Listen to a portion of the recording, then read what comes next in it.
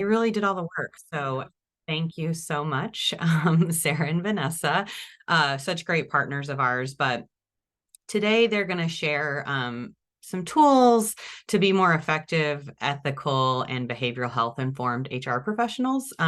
This came up as a result of another session we did back in May. And Sarah and Vanessa had the great idea to kind of put something together to share with you all, just because we thought it was such a great topic and deserved its own amount of time to share. So I'm going to turn it over to Sara Blackmur, clinical therapist and Banister Lifespan Navigator, and Vanessa Laughlin, Banister principal and founder. So welcome. We're super happy to be here. Our colleague Anna Gallagher is also here as well. So. Hello, Anna. Broadcasting live from Santa Cruz, also hopefully sunny like Michaela. But over to Sarah.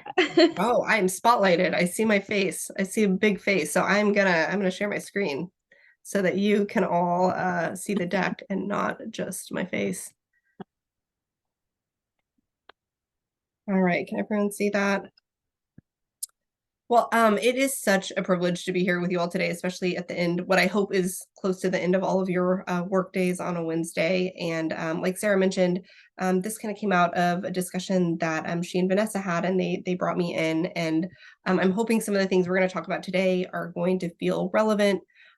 We are, as the agenda says, I'm planning to do about 30 minutes of content, depending on how fast I can talk, and I can talk pretty fast, maybe a little bit less, because I really would like to open it up to discussion and even questions, just so you know a little bit about my background. I am a therapist in private practice and a lifespan navigator for Banister, but in between sort of my work as a clinical social worker in hospitals and launching into private practice, I did work in corporate space and worked on operations teams, actually did some brief HR work while I was just sort of figuring out what was next for me. And so while I do not by any means claim to be a HR professional, I do feel like I dabbled enough in that world to understand some of the challenges and the gifts that you all probably bring to your organization. So as we're going through this, I'm definitely going to be talking about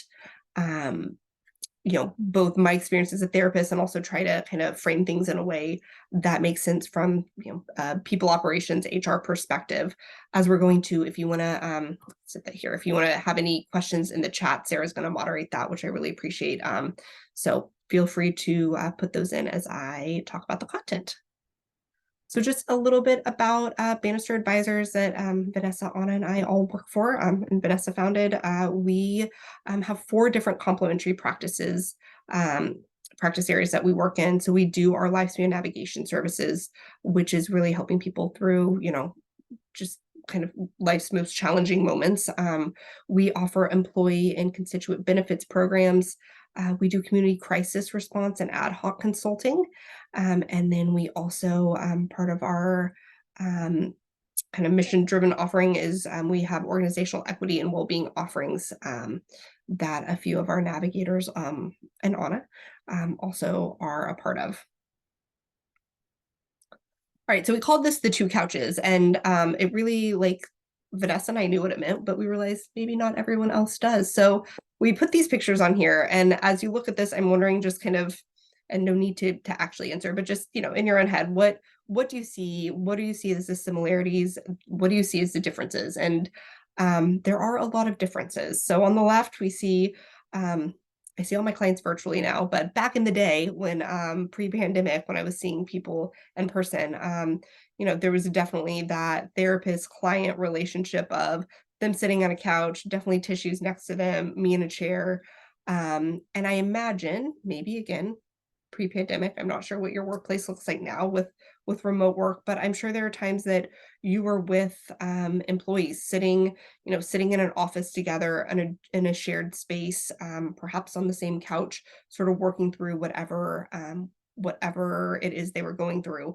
And so as we talk about all this, like I said, I think there is a lot of overlap between mental health professionals and HR professionals, and that we, for the most part, we're driven into the work that we're doing to help people, either on a micro or maybe a macro level. And there are also a lot of differences. As a therapist, my job is not to fix situations or tell people what to do. I imagine a lot of your work does involve knowing what needs to be done and kind of giving those instructions to people. But the thing that sort of brings these couches together, so to speak, is that underlying desire to really help people where they're at, and to try to make things better. So today we're going to talk about mental health themes and how they may present in your role. And we have some pretty current data about mental health in the workplace. Talk about employment law and internal systems and how they may impact your ability to help explore what boundaries mean in professional settings. And I'm also going to talk about a few other kind of therapy terms, but that I think come up in all sorts of different dynamics where there are maybe not a power differential, but definitely a difference between the impact one person can have and the other person coming maybe to seek help. So more than anything, I hope it's a time for you all to reflect on your experiences and challenges in your role and maybe previous roles, and to better understand how you can take care of yourself so you can better take care of your organization, clients, employees. So, I know I kind of alluded to this just a second ago, but I'd just like you to take a couple seconds and think about, why did you enter the HR profession? What is it that drew you to that? And um, maybe as important, why have you stayed?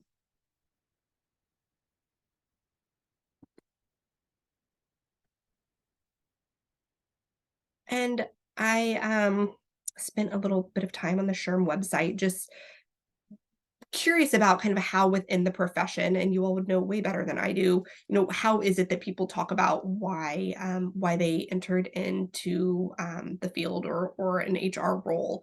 And they had this whole little spotlight thing of people. It just so happens in this picture, it's everyone from Indiana Tech University for some reason.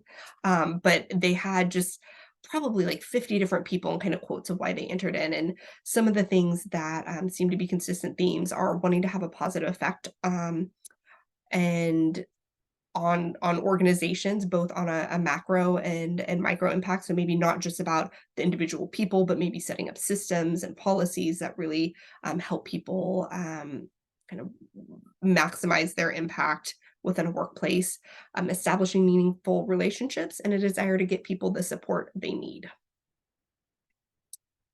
So all of that is wonderful, and maybe one of those things resonated with you. And then you're in the field, right? You're doing the job day to day, and you probably see it all, the good, the bad, and as we said, just the plain weird, the things that you think, wow, I maybe read about this once in school and never thought this would come across my desk. And so within those challenges, there's a lot of um, personal things that may come up for you. So thinking about your commitment to the organization, and also the employees, sort of the maybe feeling a bit pulled in different directions. The vicarious stress and trauma you may experience from hearing from employees who are going through a really difficult time, either in their personal lives or have gone through something difficult at work. Maintaining your own personal and professional balance and trying to get everything done that needs to get done in a 24-hour period. Employment law and internal system policy limitations that you are working within certain confines of what you can and cannot do, even when it's not convenient or maybe doesn't always perfectly align with the way you would like it to be done. Building productive relationships with employees so they do come to you, so that you are sort of a trusted internal partner for them. But also creating a sense of trust that's transparent about HR's obligations if they were to come to you and action were to need to be taken. And with that, recognizing the scope of ability to support someone and then when to refer out or to seek guidance, especially in situations someone comes and says, I'd like for this to be confidential, and you recognize because of either laws or internal systems and policies that that's not possible. So all of that, balancing all of that on a daily basis can be so taxing and tiring. And you see people on their best days, right? First day showing up for the job, super excited, and also their worst days through rifts or investigations or bullying harassments. And again, I want to reiterate, all of this is going on while you have your own full life outside of the workplace that you are also balancing. So the next couple slides, I just want to go over, as I mentioned, some pretty recent data about workforce mental health and what the data is telling us. So after, I mean, my great COVID's still around, but the most intense parts of the pandemic and the most disruptive parts of it, climate disruptions, political strife, so much has gone on in our world in the last few years that there are a lot of collective traumas. And this is all happening outside of work, while inside of work, there can be a lot of contributing factors to workplace stress and burnout. And I included just a few here, in addition to a lot of personal challenges. And as a result of all of this, both the World Health Organization and the US Surgeon Generals have both issued guidelines on workplace mental health. And so, with these guidelines, I think there's been a lot more attention paid to what is actually going on in the workplace and what are people experiencing. And so, as you'll see on this chart on the left, the pie charts, employees reporting ADD and ADHD, bipolar disorder, and PTSD, there's actually been an increase in diagnosis both there and also employees just self-reporting that they're having severe or chronic depression or anxiety. So up to 58% of adults report that work impacts their mental health, and as many as 2 in 5 are experiencing some combination of mental health concerns, performance issues, or stress at any given time. So that means that for every 2 people that walks into your office, one, if not both, depending on where they fall in that statistic, might be experiencing impacts on their mental health. A little bit more data. This is about how mental health issues are being talked about in the workplace. So, we have seen an increase in diagnoses, and I do think a lot of that has to do with during the pandemic, people were their mental health was strained, and so I do think there's been an uptick in people seeking mental health services, which is wonderful. It also means there's probably an increase in diagnosis because for most mental health professionals, a diagnosis it is an outcome of someone seeking help. Within the workplace, it sounds like with the data that we saw, if employees do talk about their personal issues, they're most likely to confide in coworkers. Over half of them said they felt uncomfortable talking to their supervisors about it, and a third actually said that they feared that talking about this could lead to being fired, furloughed, or cost them a promotion. This could also be why, if you look over here about the care gap, there's a lot of people not receiving care, and this could be for a lot of different reasons: lack of financial resources, lack of time, lack of resources in their community.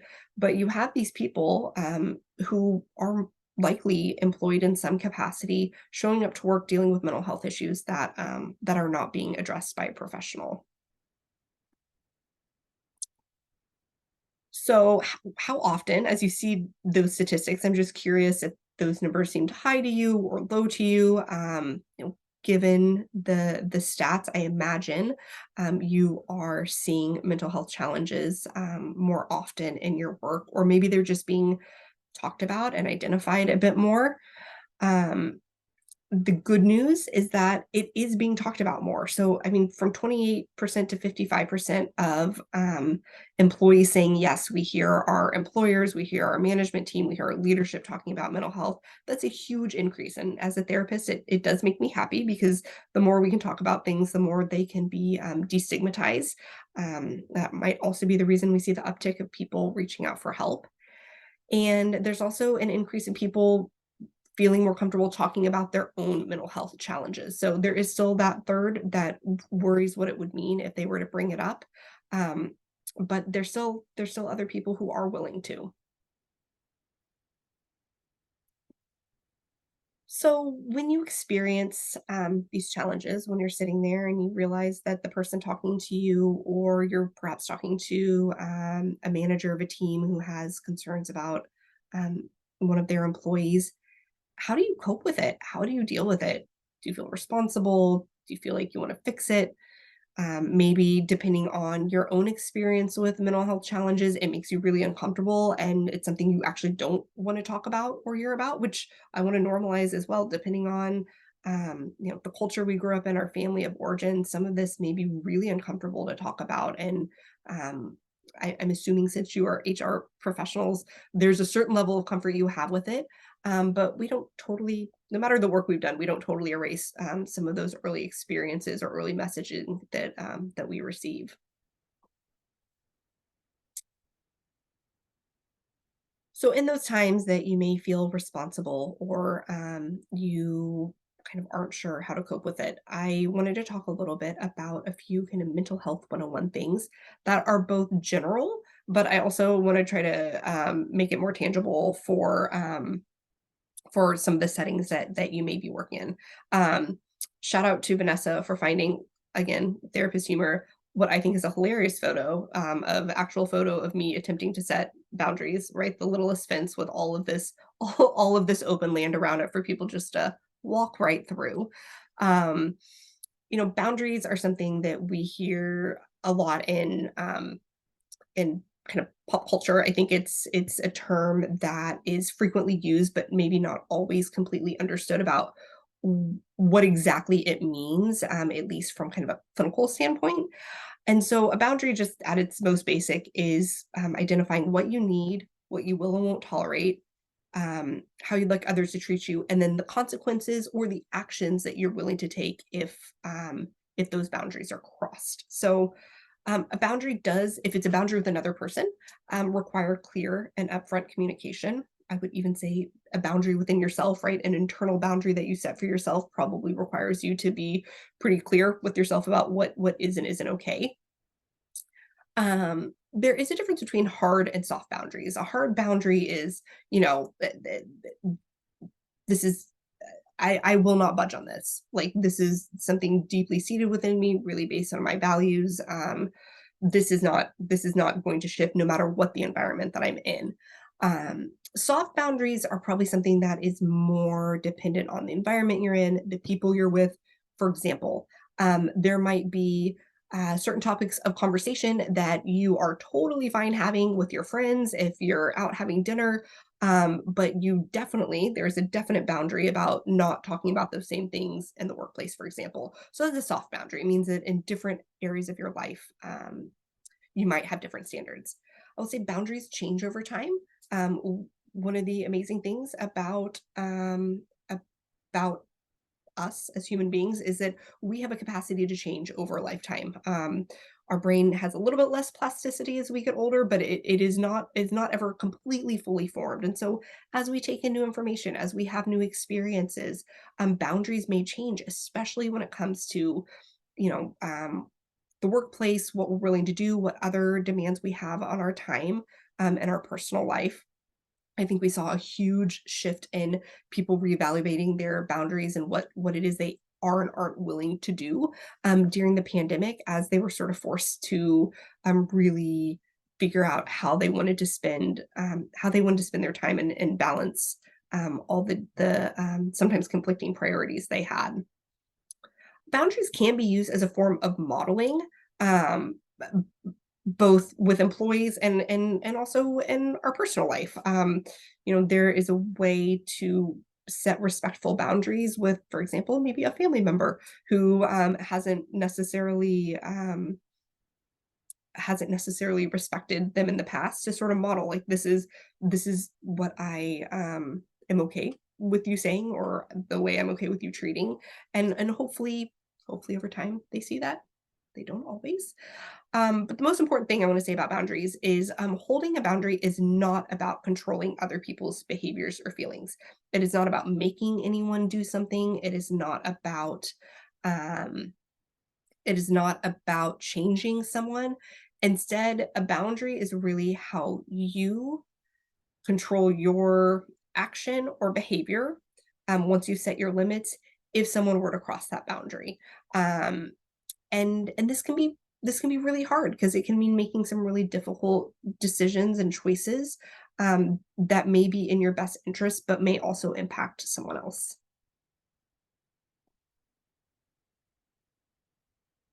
A few more mental health things that I thought might just be interesting to go over, because as human beings, we are constantly trying to put things into categories that we understand and are familiar with. And part of the way we do that is we are constantly triangulating from past experience we've had to times we've anticipated things, how things have worked out, how people have behaved without even consciously realizing it. It's how we make decisions. It's part of why we have certain preferences for things. And in the clinical space, so in therapy, there are some terms that are kind of pounded into our head to be good clinicians, and those are transference, countertransference, a lot of talk about self-disclosure and enmeshment. And so I want to go over each of these and then maybe talk a little bit about how they might apply to some of the situations you find yourself in at work. So transference is when one person sort of seems to direct their feelings or opinions or desires about an important person in their life towards someone who is not that person. In a workplace setting, this may look like an employee who, for whatever reason, their manager reminds them a lot of an important figure in their life, maybe a parental figure, or maybe a really good friend of theirs. And all of a sudden, they are, taking things personal in a way that the manager didn't intend, or they are really quick to be upset about something they said, or on the flip side, they really need a lot of praise from their manager in a way that's not showing up at other places of their work. It could be on a really unconscious level, there's some transference happening. They're looking to this person who reminds them of an important person in their life, and they're sort of experiencing that relationship in a way that is not the working relationship, but is instead the way that they would experience those things if it was actually the important person in their life. Countertransference, I mean, this is more like a therapy term, but it's when a therapist were to transfer emotions onto another person in therapy. And if countertransference is not sort of kept in check, it can lead to inappropriate self-disclosure. So self-disclosure can be great, both as a therapist, both as an HR professional. I'm sure there are times where sharing part of your story, being able to empathize because you've been through something similar, can be really powerful, really effective, create sort of a shared experience, open up some appropriate vulnerability. But I think if that kind of countertransference isn't kept in check, it could lead to inappropriate self-disclosure. So, for example, if you have someone coming to you and they're talking about a really hard situation they find themselves in, and for you, all of a sudden, just like it triggers something in you that brings you to a time where you either experienced that, and in some situations, it may be appropriate to share with that employee, and other times it may not be, right? Especially if they're deep in grief and they're really having a hard time, may not be a time to kind of turn it around and make it about you. Enmeshment is when boundaries between people become blurred, so they sort of lose their sense of individuality. It's kind of a little bit of a groupthink situation. This can happen within teams in the workplace, or even within kind of internal enmeshment with a person in their job. So sort of not being able to differentiate where their kind of personhood ends and where their identification with their role or their job begins. And I know there's some stuff coming up in the chat. Sarah, I'm sorry, I'm not looking at it. So if there's anything that comes up that you want me someone would like me to build on something, please do let me know. I will. So far, just sharing reactions and happy, Okay. Getting a lot out of the boundary slide. So yeah, so far that's been the focus. I keep seeing the number pop up, and I want to make sure I trust that you would say something. I don't want anyone to have a question that I'm just like, flying through. So I wanted to move on to talking about internal system policies. And I do feel like this is something you all are definitely would be the experts on talking about how this comes up in your work, how it can be challenging, and maybe this is some of the things we could talk about in the open discussion.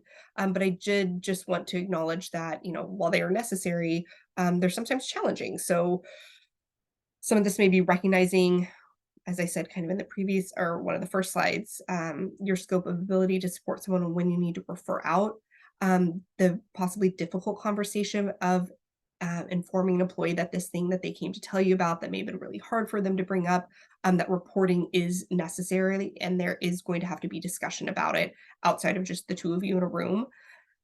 Balancing a continuum of support for employees involved in potentially harmful behavior. So how do you both, offer them support as an employee of the company while also protecting the company, protecting anyone who might be affected by that potentially harmful behavior? And then creating a sense of trust that is transparent about HR's obligations while also building productive relationships. One of the jobs I had when I was working on an operations team was I was the compliance manager for a company that chose to be HIPAA compliant. They were not required by law, but out of respect for the clients that we were working with and healthcare patients, we did. And so it was this really interesting balance of wanting to get to know everyone that was working on these teams and wanting to have a good relationship, wanting them to trust me enough that they would come to me when they sent an email with a lot of personal identifying information on accident, and also have them trust that I was going to handle it in a way that, you know, respected them while also they would set off a chain of kind of command and things that had to be reported that didn't always feel good. So it is a really delicate place to be in.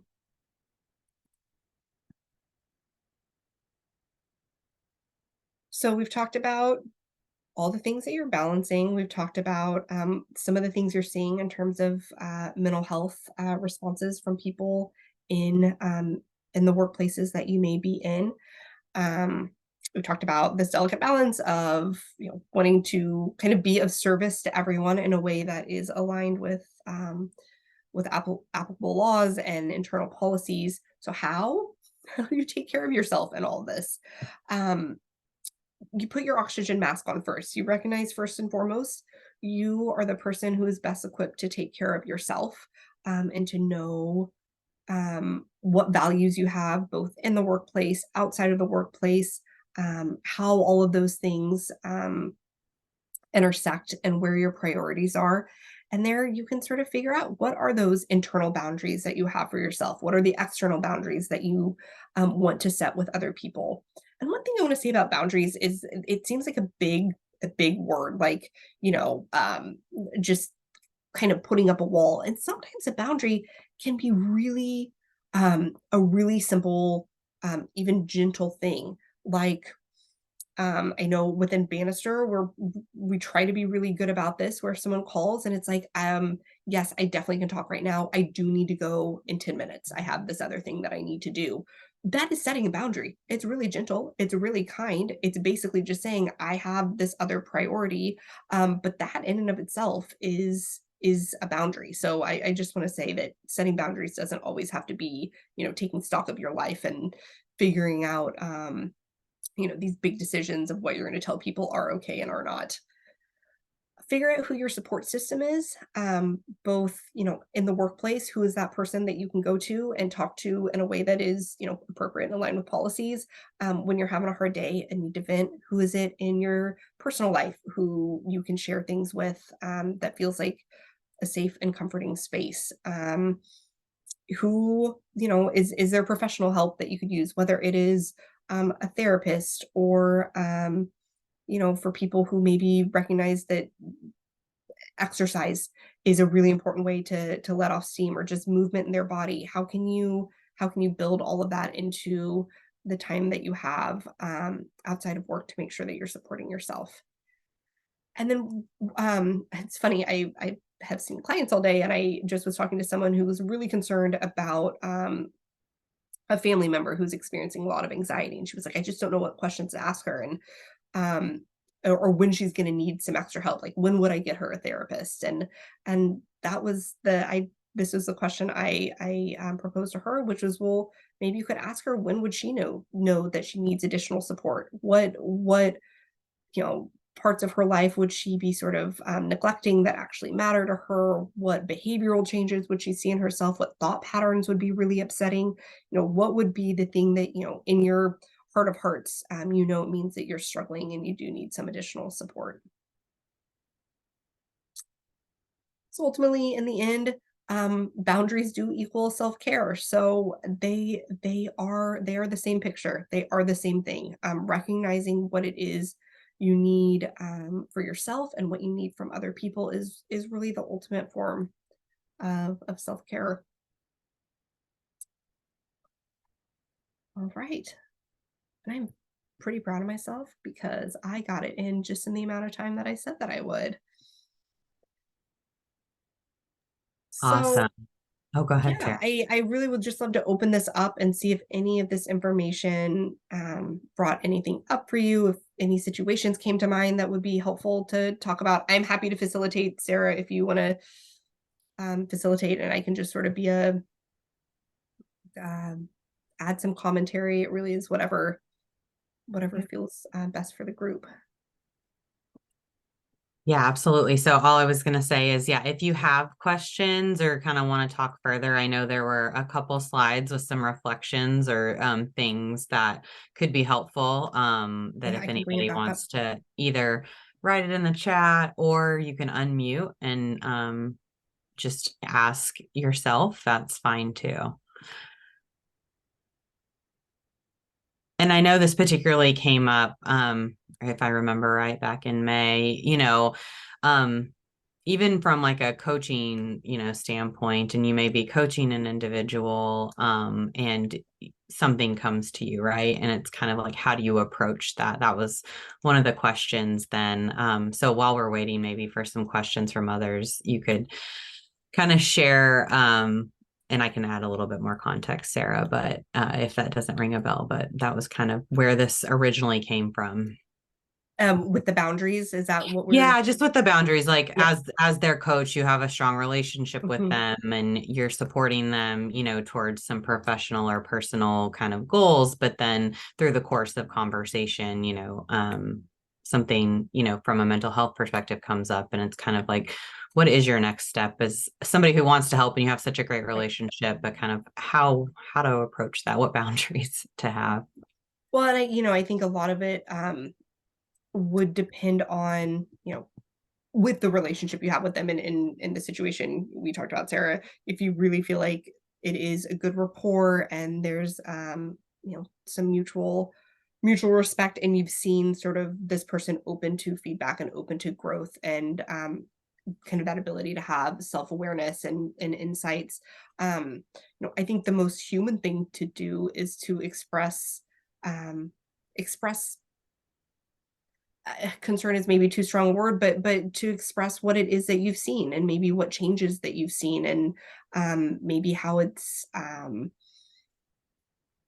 maybe it's been impacting them, and just ask questions. Is it something they've noticed within themselves? Is it something they've been struggling with? Is it something that kind of back to that question, that they've recognized that they may need some additional support, and then being able to say, either within the organization that they're working in, how is it that they can start to find it? Because I think oftentimes people know that they need extra support long before they are willing to sort of come to someone and have that vulnerability to say, like, this is really hard and I'm really struggling. And that's hard for any of us to do, whether it's not, I mean, mental health is one thing, but think about just, I don't know, just simple tasks that people might try and waste a lot of time trying to figure out. For me, it's how to find something on Dropbox before I go to Vanessa and I say, Vanessa, how do I find this on Dropbox? I'm really struggling. So right, if that takes a certain amount of vulnerability, think about what it would take for someone if they recognize their mental health was being impacted. So to answer Sarah's question, I think just to do what feels like the most human and respectful thing, which is to check in with them and see how they're doing. And if they do feel like they're at a point where they do need some extra support. Yeah, thank you, Sarah. We did get a question come into the chat that I can read out loud, but feel free to read it as well. So the question's, how do we balance ensuring employees feel comfortable bringing mental health issues to their manager and recognize that managers are not mental health professionals? So, any thoughts or guidance we can give employees on what's appropriate and how we can coach managers on this topic more? That is a great question. And I think this distinction of, they may know like logically that their manager is not a mental health professional, but especially if they have a good relationship with them, they're used to going to them with problems at work or working through things, to then come to them with this really vulnerable thing and then sort of to spew it all out and to have the manager sitting there and be like, I do not know what to do with this. I would say not knowing the context of the workplaces, because I will say in different environments, maybe more discussion of mental health between the manager and employee may feel more comfortable or even appropriate than in other environments. So assuming this is an environment where the manager is willing to talk about it some and doesn't feel like, okay, this is, I need to get HR involved or something right now.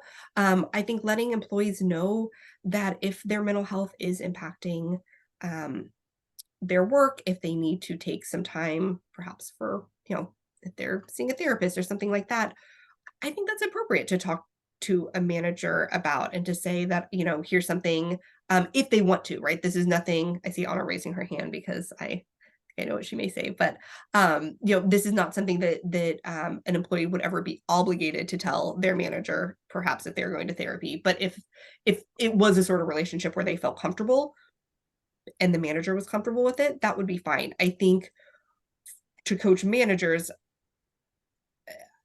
I think it's really important for them to be able to know what the boundary is for not taking it on, because this honestly is where we see a lot of vicarious and secondary trauma, is people who aren't trained mental health professionals really caring about someone and opening themselves up to hearing about things that they can't unhear. And so I think being able to coach managers to say, if you're open to talking about this with your employees, that's fine. But it's important to be really clear on what kind of where that line is for them. And it may differ manager to manager. I think going back to that slide about self-disclosure and enmeshment is really relevant to this, because what we don't want is a situation where managers feel responsible for their employees, responsible for their mental health, responsible for their well-being, because at the end of the day, they are coworkers. There is, they are reporting to them. They're probably responsible for performance reviews and that sort of thing. And so I think it's good to have a healthy divide between maybe what a manager knows and what they feel that they want to sort of take in, while also kind of having that separation in professional responsibilities and roles. I'd like to add something. As the attorney in the room, employment discrimination litigator for over 10 years, 3 years of workplace misconduct investigations, and I give anti-harassment, anti-discrimination trainings. What I want to say is less is more. So you want to welcome people to flag to your managers that they're struggling with their mental health. And that's enough. They don't have to share more. And in fact, if your managers are not comfortable hearing more, I am very comfortable advising you that that's great. I think that all your managers need to know is to spot the issue and to be able to gently put up the boundary and say to the person, you've said enough, and I want you to know that we want to support you, but you also have your right to privacy, and you don't need to tell me more. And I'm already able to, I can guide you to the appropriate resource. For example, if your company has a contract with Banister Advisors, for lifespan navigation benefits, this is the time. You don't need a lot of details. And I would say you want to mitigate risk. from getting too many details. You don't want to go down the line of somebody saying, oh, I was being, drilled on details about my mental health issue. We don't need HIPAA violations or disability discrimination claims, right? You're here to catch the issue and redirect the person appropriately. I will say, I know this is, I think, generationally, this is really different. I think for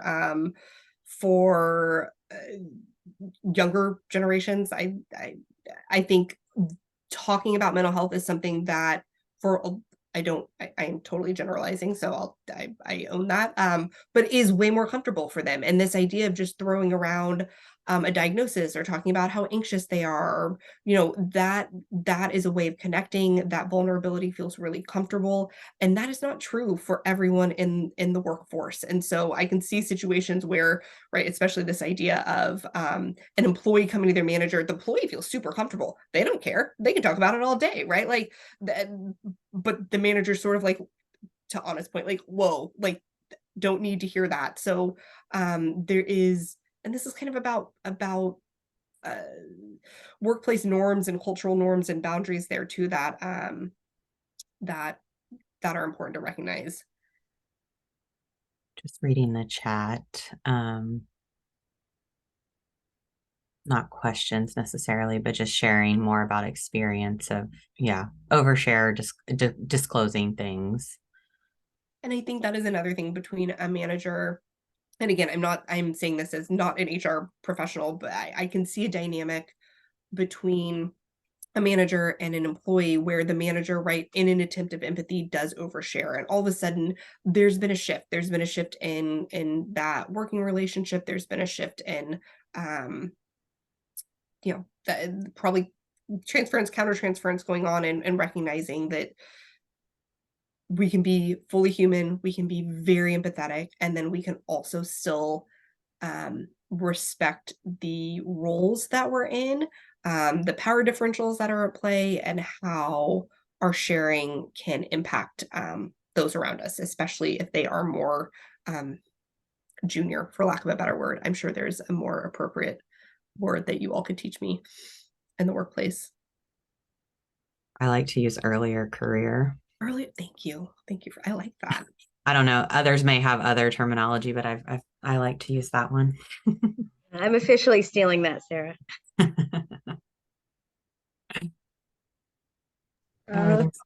This is Michaela. I have a question. Yeah, sorry if someone else was talking. I'm wearing old glasses, so I can't really see. For those of us who are familiar with, sort of the transference and countertransference more on like a pop psychology level, and don't have the mental health training, what are things we should listen for or watch for, that might tip us off that we need to do something differently or communicate something differently?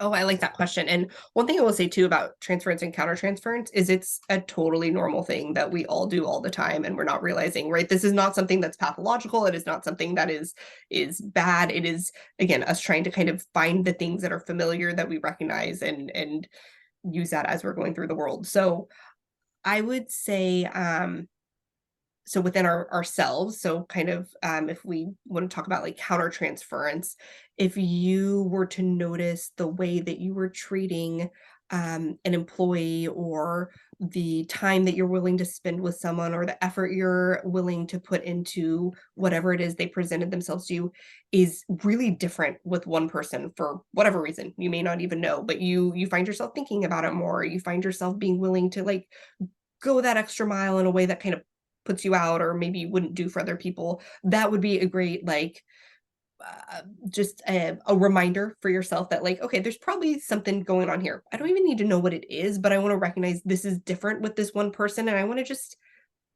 be cognizant of that, bring some awareness to it, and maybe have that kind of forefront of my mind when it is that we are interacting with each other.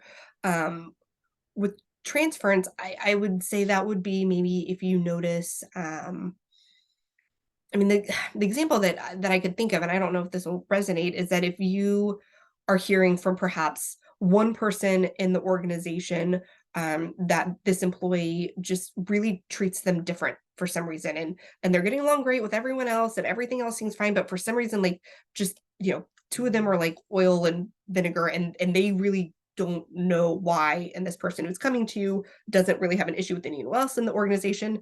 We're not all going to get along, right? Like, we're not everyone's going to like every single person they encounter.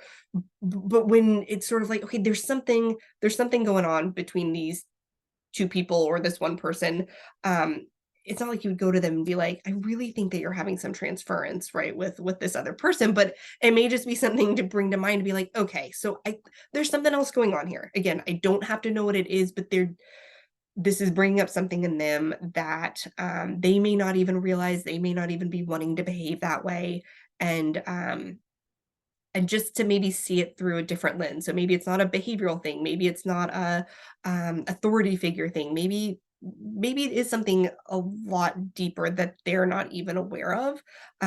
It may not change how you, like, it may not totally change how you address the situation, but it may just offer, like I said, reframing, a little bit of compassion for what it is that may be going on. I don't know if that's a helpful example. I'm sure I could think of some other ones. I don't know how, if any of you are in healthcare settings, but I mean, this is something that comes up a lot for providers with patients, and just, yeah, something to really be aware of there. Question. I'm muted. I was trying to talk. I do have another question that came in, and I'll read it out loud here. Do you have any advice on spotting the nuance between someone lost in an emotional state as an inappropriate defense mechanism or deflection versus someone who is lost in an emotional state that needs help and support? And in what ways do you handle them differently or similarly?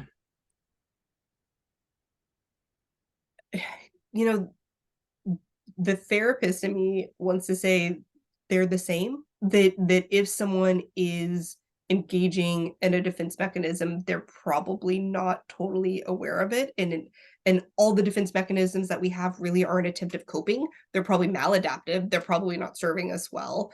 But they are an attempt to sort of regulate the situation. So,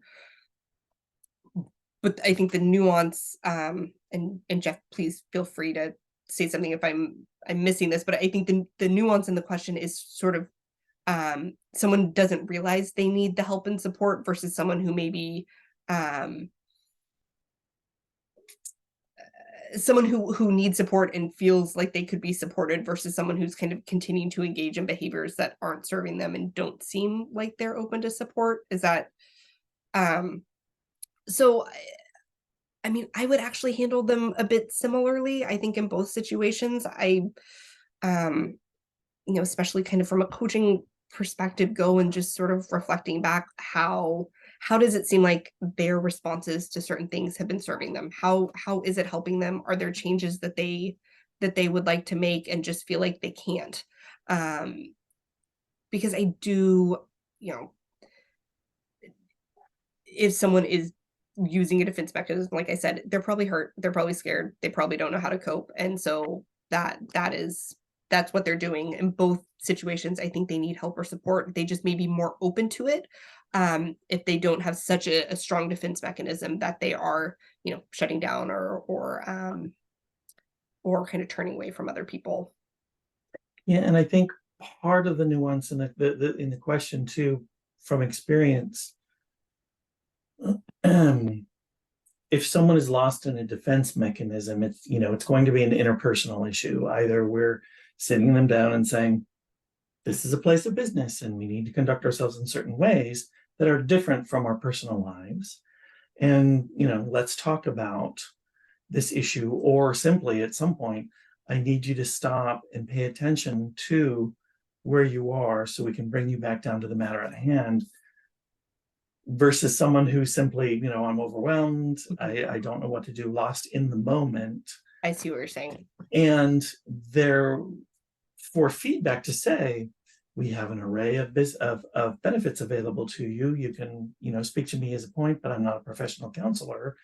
It's hard to say, get therapy to people in 2 different states, where someone who's truly lost, hey, we have EAP, and then they can help assess and guide you through any of the support mechanisms or benefits that are available to you. And we can work with you to help support you, versus someone who is really lost in a defense mechanism tends only to get more defensive when you say, effectively, not bluntly, we have benefits available to you, seek professional help because this will help you, but we still need you to focus on work while you're at work without trying to sound cold or crass. I find that the people who really are lost finally just need a hard line to say, I need a full stop on this because this is not an effective tool, and we're not getting in, and we're retreading the same territory. Does that make sense? It does. And as you were describing, the thing that comes up for me, I don't know if any of you have heard and it would have been good to include in the presentation, but the term flooding. And so flooding comes from John and Julie Gottman and the work they've done in couples, but it is with anyone in relationship with anyone else. And flooding is when somebody becomes in such a hyper arousal emotional state that,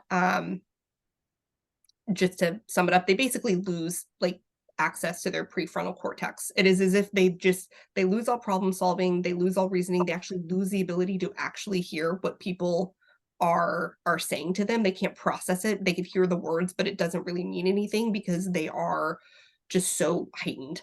And so I'm kind of wondering if that's a little bit what you're describing with this kind of inappropriate defense mechanism, where they're just kind of doubling down. It's like they're just not getting it. And in those situations, it's, while we can never know what someone else is experiencing, some of the things that you might notice if someone's flooded is, like you're saying, they're not listening to reason. I'm sure none of us have ever gotten into a conversation with a partner, especially where this has happened.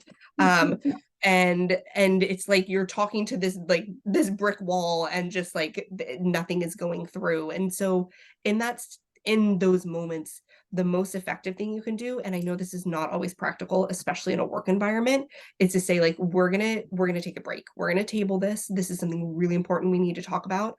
I want to talk about it in a time where everyone is feeling a bit more regulated. It doesn't mean they're not going to escalate again when you talk to them, but at least you would be starting, maybe starting in a different place.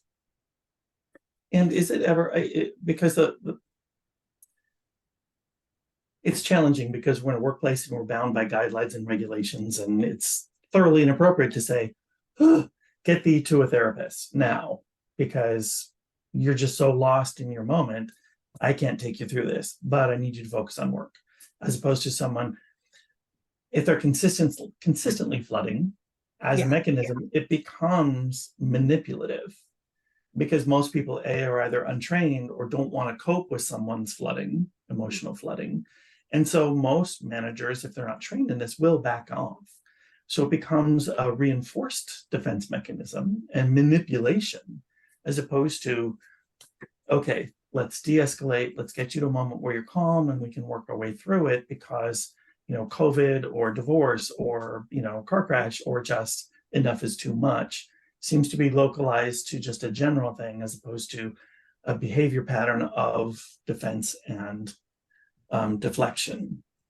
And so it's always been really challenging to kind of carefully walk that path to say, there's a point at which this becomes a period, and it's the end of this discussion. Are there other people who've had similar experiences in the gallery? And I where just you from can a point then you would all know better. Like, does it become a performance issue so much so that it sort of goes beyond, yes, we all care about their mental health and where they are, but also the task at hand is to recognize kind of how they're performing in the workplace and if it's impacting that. We're finally saying out loud, anger is an emotion. Women are not emotional because they don't display anger. Men are not emotional because all they display is anger. We have our go-to emotions. So even the person who instantly blows up, that is still an inappropriate reaction for the workplace. But people give you wide berth because they're not equipped necessarily with the toolkit, other than come with me, we need to walk around the block, or walk around the block. All emotions are are okay, but all behaviors are not. Um, thank you. That should be a I t-shirt, see. Sarah. Sorry, Oh, Sarah. I don't yeah. want to, sorry, I didn't want to dominate. Oh, you're okay. Thank you, Jeff. I see a raised hand, and then I also had a question come in. And so, Caitlin, is yours in reference to Jeff or which is fine because we can continue, or I also have a question on the chat. So happy to try to get to both in the next 2 minutes. Hi, yeah, I just kind of wanted to piggyback off of Jeff's question. And I work in healthcare and HR, and so I see a lot, I think I see a lot of similar I guess activities of flooding, or even just a refusal to acknowledge when there are like outside of work, there are performance concerns that are clearly related to like mental health and wellness, with this refusal to acknowledge that that's happening. And so if there's a way to, like, how do you say that to an employee that is not coming forward with their mental or emotional struggles when they are refusing to acknowledge that that's impacting their work or their performance? Oh my God, this is Michaela. Can I jump in?